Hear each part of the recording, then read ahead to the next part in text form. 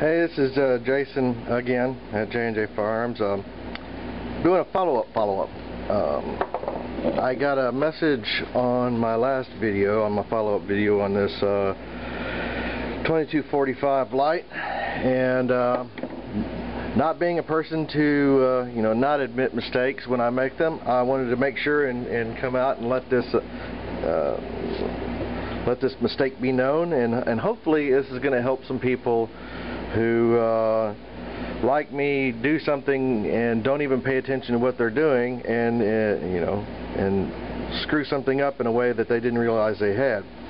So user head up, knee down, made a post to my follow-up video on the issues I was experiencing with this handgun, and pointed out a mistake I had made in my very first video, wherein I had opened and closed the mainspring housing, this little deal right there that houses the mainspring. You can see the bottom part of the spring right here, and forgive my hands, are a little dirty, but there's a little plunger that this piece right here in the hammer engages when it's back. It pushes that spring down, and that is actually what provides the power for the hammer.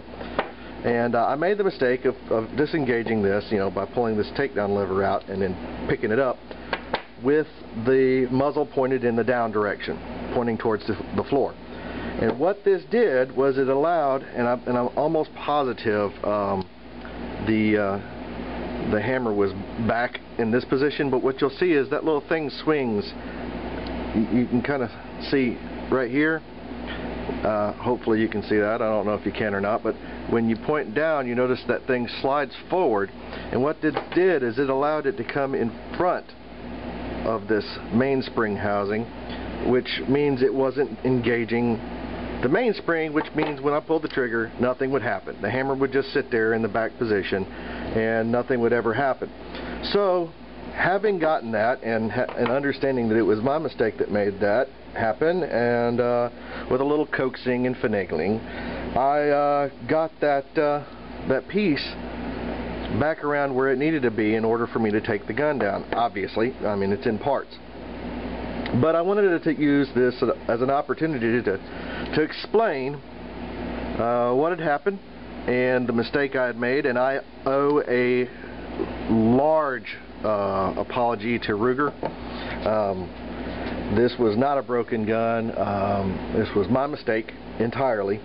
Like I said, I'd really like to provide my thanks to the user that pointed out this, exactly what I had done. Other people said that it wasn't broken, but didn't actually offer, any advice to say what had happened.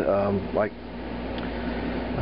I said, but I didn't know what I had caused how I had caused this problem. But now that I know, I hope that others will follow and find this video and figure out what it is that they're doing wrong, so that this doesn't happen. I really didn't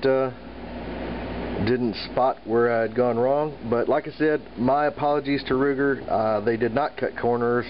They did not provide a faulty spring. They didn't do anything that was out of the ordinary or that would cause this gun to be faulty in any way. It works exactly as designed, and like I said, had I known that, I wouldn't have made this mistake in the first place. But hopefully my mistake will be, I get out there and let people know what I've done wrong, and hopefully other people, when they run into this scenario, will have have an idea what's going on.